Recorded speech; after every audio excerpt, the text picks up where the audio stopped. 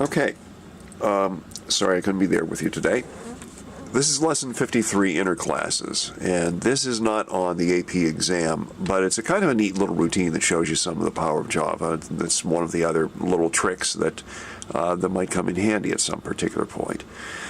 So, before we get to that, I decided I'd like to show you something that maybe look a little more intimidating than really is. This is, you're going to have some times where you will have what looks like code inside of code, possibly a third iteration, and it's not nearly as badly as it looks. So, this method name, print the state variable, it looks like a method, but inside we have new square, and then we have parentheses double me, and then parentheses return, and a whole bunch of parentheses at the end. So it looks like we're calling a method, but what exactly is happening here? If it looks a little alarming, again, don't worry about it. The idea for all of this is to break it down into simple bite-sized chunks. So there is a square class. This is the code for the square class. Very simple. It has a constructor. The constructor expects an integer per side, one state variable, no methods. And this can be as complex as you need, but this is just a simple, very simple model to demonstrate. Here's the main class. And the main class simply consists of calling that method. Print the state variable with that bunch of garbage in the middle of it. Now, below the main method, in the main class, are a bunch of other methods, or 3 other methods. And these are additional separate methods. They're still in the main class, though. And we have to make them static, so the static main class can call them. One of them is public static void print the state variable. There's the signature for that. It will receive a square object. It's expecting a square. And what it's going to do is print out the side. So whatever the square object is, it's passed. The parameters are passed. I'm sorry. The reference is passed as x, and then we just simply print outside. Very easy. Next one is a very simple method called return 3, and all it does is return an integer 3.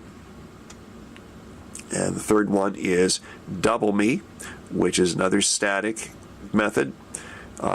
It receives an integer and returns twice whatever it is. Okay, so don't worry about whether these make sense or not. This is just a demonstration, but just to give you a little bit of an idea of the power of Java. So, here's my explanation. Print the state variable. There's the main method, and inside it's expecting a square object. And I don't need to make one. So this looks a little odd, but we've done this before. I don't have to have a square object already created when this is made. I can make one on the fly. I can instantiate it while it's being passed, and that's exactly what's happening. So, print the state variable, and then the new square, there we have it. And as we said, if you might remember, the new square is expecting an integer. So we get an integer through 2 more steps. The first step is I call the double me method, which returns an integer. So the moral of the story is if a method or a constructor or anything else is expecting some kind of type, you can give it that type literally, or you can give it something that will produce a type. In other words, you can put code in that will return that type. So there we have our square, which has double me, and then inside of double me is the return 3 method. So this is what's happening. The double me method calls the return 3 method. The double me needs an integer. It returns a 6 since it's going to double.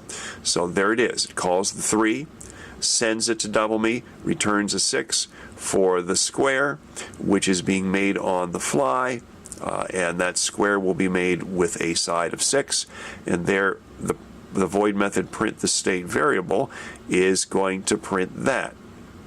Okay, let's make sure it works.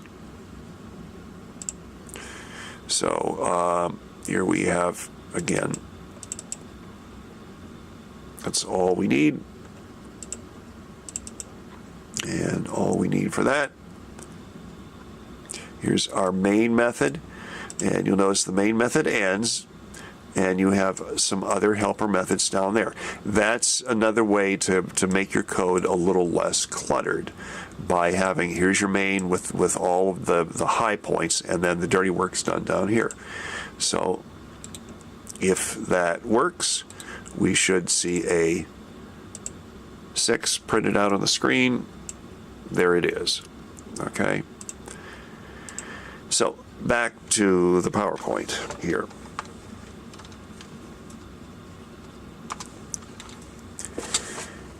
Again, you're not going to see anything quite this complex on the AP exam, but just be aware it's possible. You will, I'm sure you will probably see a second level of things rather than something calling something calling something. Okay, so lesson 53, inner classes. An object can have many possible functions. You can have miniature standalone robot programs, or they can simply be a super variable when you need something a little more specialized than a plain primitive or string. Maybe you need a combination of the two. So this is, as I said, this is not going to be in the AP exam, but it's kind of a neat little routine here. Sometimes you don't even need to create a special object class, and this is what's called an inner class, also known as inner classes. So two basic scenarios.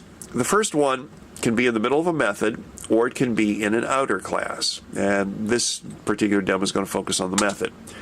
So 5 important rules. Class signature, the class inner class can't have private or public.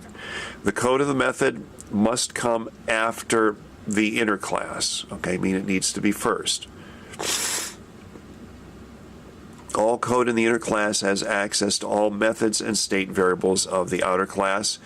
Local variables in the method in which this class can't be accessible, methods in which this class is placed are not accessible to the inner class. And there's the Las Vegas rule, so it's only one way.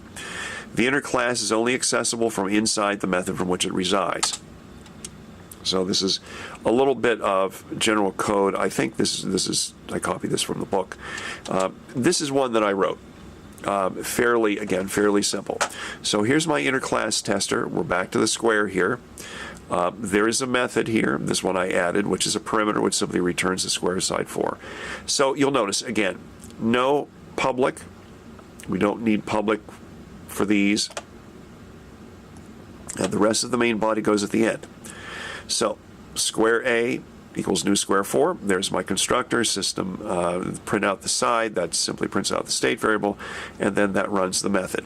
So it's very easy. Again, when you do something on the fly, if you happen to be in a situation where for some reason you can't create any additional code, or you just don't feel like it, it's just something very simple. You need something a variable that's a little bit more complex. Another way. Place it directly inside the outer class, but not inside a method. So this is a little bit of a glimpse at what that looks like. Here we have our outer class, and then an inner class. So you'll notice that there's not a main method here. Okay, so we have a test. We have some code that runs the inner class, and then voila. As I said, the one I'm really interested more is the first one, because that's the one that's the most valuable. So slightly different rules. This class signature can be either public or private, has no effect. The inner class can be placed at any position relative to remaining code within the outer class. That's not going to cause a problem. The methods and state variables of the inner class are accessible from the methods of the outer class by way of objects, and all methods and state variables of the outer class are accessible to methods of the inner class. So this one goes 2 ways. And that's it. There should be some homework. If it somehow didn't make it through, then please simply do the homework that's at the end of this particular lesson, and I hope to see you Wednesday.